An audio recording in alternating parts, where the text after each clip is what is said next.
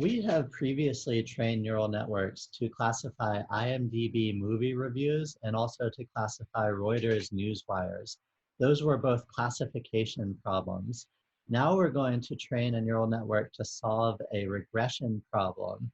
We'll be using the Boston housing data set, which contains information about a bunch of suburbs of Boston back in the mid-1970s. Our goal specifically is going to be to train a neural network to predict the median price of homes in a given suburb of Boston, given a feature vector that contains a bunch of information about the given suburb. For example, the crime rate, the local property tax rate, stuff like that. This is a pretty small data set. It contains only 506 examples. Of those 506 examples, 102 of them are going to be reserved for our test data set, and the remaining 404 examples will be used for training. Let's take a look at the architecture that we're going to use in our neural network. We're going to have an input layer, and the input layer is going to have 13 units because each of the suburbs is going to be described by a feature vector with 13 features. Each feature vector has 13 components.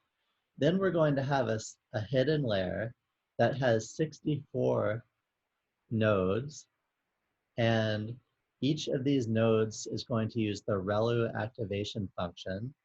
Then we're going to have another hidden layer that has also 64 nodes. Each of these 64 nodes uses the ReLU activation function. Then we have a final output layer that has only one single node.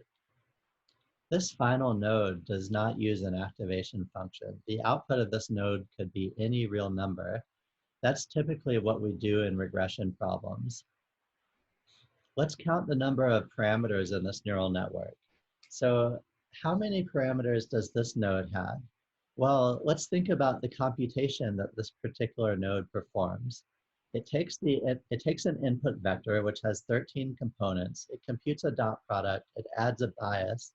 And the resulting scalar is fed into the ReLU activation function.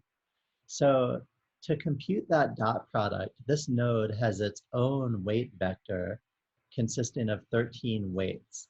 And then this node also has its own bias term. So that's 14 parameters that belong to this node. And so the total number of parameters for this hidden layer is 64 times 14. Now, let's look at this node. How many parameters are there that belong to this node? The computation that this node performs is it takes all the outputs from the previous layer. That's a vector with 64 components. It computes a dot product and adds a bias, and the resulting scalar is fed into the ReLU activation function. And so in order to perform that calculation, this node has its own weight vector with 64 components, and it has its own bias term. So that's 65 components. So the total number of parameters in this hidden layer is 64 times 65. Now, this final node, how many parameters does it have? Well, what does this node do? What computation does it perform? It takes all the outputs from the previous layer. That is a vector with 64 components. It computes a dot product. It adds a bias term. And so to compute that dot product, this node has its own weight vector with 64 components, and this node has its own bias term. So that is 65 components. So now we have found the total number of parameters in our neural network. Now let's look at how to train our neural network using TensorFlow. This example and this code are taken from chapter 3 of the book Deep Learning with Python by Francois Chollet. And so first we're going to just import TensorFlow. And then here in this line, we read in the training data. The Boston housing data set is included with TensorFlow, so it's easy to load it using this command here. So let me just run that line. And so we have read in the training data, and let's look at the shape of the training data, we have 404 rows, of course, and we have 13 columns. So each of our feature vectors has 13 components. Let's look at the test data.shape. And we have 102 examples in our test data set. Let's look at the trained targets. These are the median housing prices that we want to predict. Remember, our goal is to take a feature vector that describes a particular suburb, and we want to predict the median housing price for that suburb. So let's look at the target values that we want to be able to predict. Let's look at the first 10. There we go. And this is in units of thousands of dollars. So, and keep in mind, this data is from the mid-1970s, so housing prices were much lower back then. So in this suburb, the median housing price was $15,000. And in this suburb, the median housing price was $42,000, and so on. So those are the target values that we want to be able to predict. Okay, now the next thing we're going to do is normalize our data.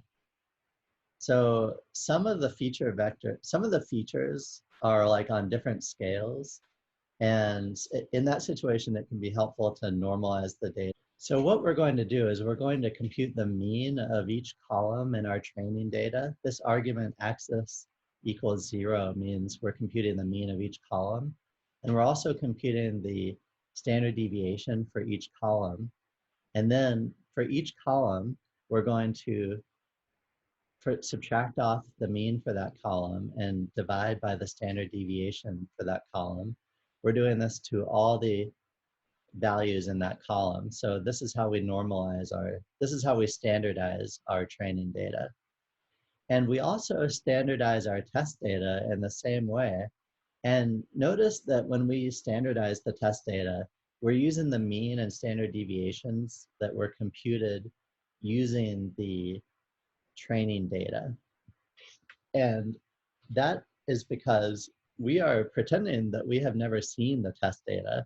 So we can't normalize the test data using the mean of the test data set. We're pretending that we haven't seen this data before. So we use the mean and standard deviation from the training data set. Now here's the part of the code where we specify the architecture for our neural network. Here this variable d is equal to the number of features, so d is going to be equal to 13. Here we're telling TensorFlow that our neural network should have a hidden layer that has 64 nodes. Here we're saying that the input layer is going to have 13 inputs. And then after this first hidden layer, we're going to have a second hidden layer, which also has 64 nodes. All of these nodes in the first and the second hidden layers are going to use the ReLU activation function. And then we have a final dense layer that has only one node, and it has no activation function. It's a linear layer. The output of that layer could be any real number. And now we're compiling our model, and we tell TensorFlow that when we train our model, we should use the RMS-prop algorithm. Keep in mind that RMS-prop is an algorithm that's similar in spirit to stochastic gradient descent. And the loss function that we're going to use, since we are doing a regression problem, is the mean squared error. We don't use cross entropy. Cross entropy is only used for classification problems. For regression, we use mean squared error. And the metric that we're going to keep track of is the mean absolute error. What that means is that for each training example, we're going to compute the absolute value of the difference between our predicted price and the ground truth price. And then we're going to compute the mean of all those absolute errors. This is the mean absolute error. When we train neural networks using the IMDb dataset or the Reuters dataset, we took the training data and we split off part of it, about 20% of it, to be a validation data set, and the remaining data was used as the reduced training set, and we We trained our neural network using that reduced training set, but we monitored our progress on the validation data set. And by looking at our performance on the validation data set, then that gave us an idea of how well our model might perform on the test data. But there's a problem with that procedure in this example, which is that our amount of data is very small. We have only about 400 examples in our training data. And if we split off 25% of them to be a validation data set, that validation set is only going to have about 100 examples in it. And that is a pretty small validation set. Because that validation data set is so small, the error metrics that we compute on that validation data set might not be very reliable. This problem is explained clearly in the textbook, so I'm just going to read what the textbook says about this issue. To evaluate your network while you keep adjusting its parameters, such as the number of epochs used for training, you could split the data into a training set and a validation set, as we did in the previous examples. But because you have so few data sets, the validation set would end up being very small, for instance, about 100 examples. As a consequence, the validation scores might change a lot depending on which data points you chose for validation and which you chose for training. The validation scores might have a high variance with regard to the validation split. This would prevent you from reliably evaluating your model. We're going to deal with this problem by using a procedure called Kfold Crossvalidation. The way that Kfold Crossvalidation works is we take our training data and we partition the data into K equal-sized chunks. And then we're going to train K different models. And the first model is going to be, when we train the first model, we're going to omit the first chunk of data, and we're going to use the remaining chunks only to train that first model. And as we train that model, we're going to monitor our progress using that first chunk as our validation data set. Then when we train our second model, we're going to omit the second chunk of data from our training data. And we're going to train that second model using only the remaining chunks of data. And as we train that second model, we're going to monitor our progress on that second chunk of data, which has been omitted. And then we do the same thing for the third model and so on. We train K different models that way. And for each of those K models, we compute the mean absolute error on that remaining chunk, which was not used in the training of that model. And then, so at the end of that process, we're going to have K different metrics. We're going to have a mean absolute error for each of those K models. And we're just going to take the average of those mean absolute errors. And that average mean absolute error is going to be the metric that we look at. That's going to give us a more reliable estimate of how our model will perform when it sees new test data that it hasn't seen before. So here's the section of code where we do K-fold cross-validation. We're going to set K equal to 4, so we're going to divide our training data into 4 chunks. And this variable numVal examples is the number of examples that are included in each of our 4 chunks of data. We'll use 100 epochs when we're training each of our models. And here we have a for loop. And in this for loop, we are just training each of the 4 different models that we are going to train.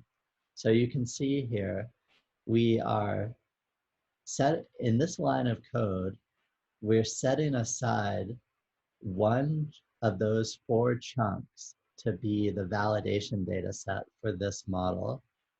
That's what we're doing in these 2 lines of code. And the remaining 3 chunks are being used as the training set for this model. That's what's happening in these 2 lines of code. And now here we're creating our model. And then in this line of code, we are training this particular model. After we train our model, we're going to check how our model performs on this validation data set that we set aside for this particular model. And then the mean absolute error that we observe using this validation set, we're going to just save that value. So let's run this section of code. It's running now. Currently, we're processing the first fold number 0, the first fold. TensorFlow has given me this weird error message, and I Googled for this, and I think this is due to a bug in the version of TensorFlow 2 that I'm using. And I read someone say that I could safely ignore it. So I'm going to just ignore this bug and ignore this error message. And I think this should be fixed in future versions of TensorFlow 2. Our model has finished training now, and let's look at this variable all scores. So that contains, this tells us the mean absolute error that was computed on the validation set for each of the 4 models that we trained. And then let's compute the mean of these 4 metrics. This mean value is a more reliable way of measuring how our model will perform on data that it hasn't seen before. In this section of code, we're going to repeat the cross-validation procedure, but this time, for each of the 4 models we train, we're going to compute the mean absolute error at each epoch. And that list of numbers, it's going to be a list of 200 numbers because we're going to use 200 epochs. For each of our 4 models, we're going to keep that list of 200 numbers. That's what's happening here in this line of code. This variable MAE history is going to be a list of 200 numbers, 200 mean absolute error values corresponding to each of the 200 epochs of our optimization algorithm. So let me run this section of code.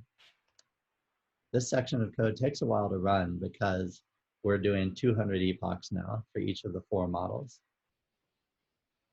So our code just finished training. Let's take a look at this variable, all MAE histories. This variable is a list with 4 items, and each item in this list is itself a list that contains 200 numbers. If I plot all MAE histories of 0, this is what we get. And we see how the mean absolute error when computed on the validation data set, how that number evolved throughout the training of our first model. So it improved for what looks like the first 25 epochs, and then it began getting worse. Now, what about for the second model that we trained? Well, that's the plot we get for the second model. And then, so we see again, throughout the training of the second of our 4 models, this metric was improving, and then eventually it started to get worse. And if we look at this plot for the third model, then it looks like this. And if we look at this plot for the 4th model, then it looks like this. Now what I want to do is at each epoch, I want to compute the average of those 4 numbers. So for each of the 4 models we trained, we computed a mean absolute error for each of those 4 models. And I want to compute the average of those 4 numbers at each epoch. So let's create a variable called average MAevals. It's going to be an array with 200 entries. Let's have a for loop with 200 iterations. And in each iteration, let's compute the average of those 4 numbers. So let's set this variable average equal to 0. And then for j in range of k, we'll do average plus equals, and here I want to I want to look at all MAE histories of J of I, and then I want to do average equals average divided by K, and then finally average MAevals of I equals AVJ. Let's run this section of code, and let's see what we've got here. Let me plot average MAevals, and we get a plot that looks like this. So when we look at this plot, it looks like we're making progress initially, and then the progress sort of tapers off. And it's hard to tell where exactly overfitting begins. In the textbook, they look at this more closely, and they conclude, at least in their example, that it's around the 80th epoch that overfitting begins. So when we train our final model using all the training data, it seems like 80 epochs would be a reasonable number of epochs to use. This example has been taken from chapter 3 of the book Deep Learning with Python by Francois Chollet. Here are some takeaways from this housing prices example. So when we're doing a regression problem instead of a classification problem, the loss function that we use should be mean squared error and not cross entropy. So we use cross entropy only for classification problems. And for regression problems, most often we use mean squared error as our loss function. Also, the evaluation metrics are different for regression than for classification. In particular, it doesn't make sense, the idea of classification accuracy doesn't make sense for a regression problem, whereas it does make sense for a classification problem. And if you look at one thing to note about the architecture of our neural network when we're doing a regression problem is that the final layer contains only one node, and that node has no activation function. That's because we're trying to predict a real number. We're trying to predict the price of a house. The output of our neural network could be any real number. It's not constrained to be a probability as it would be in a classification problem.